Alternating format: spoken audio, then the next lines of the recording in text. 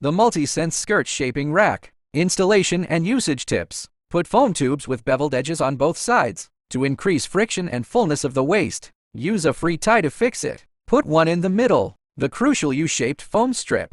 Bend the white metal elbow to adjust the angle of the skirt and the angle of the middle positioning rod. The range of adjustment of the skirt expansion rod is large. It can be stretched to the appropriate length. Put on a warm skirt. If the waist of the skirt is too large, you can turn the skirt over on this important U-shaped foam strip. Pin it to fix. To make the waist straight and full, bend the metal elbow. Open the rod in the middle of the skirt. Bend it forward to position the pleats. Massage the pleats to make it straight and gather. The telescopic rod is level with the skirt. This is the stable skirt shape.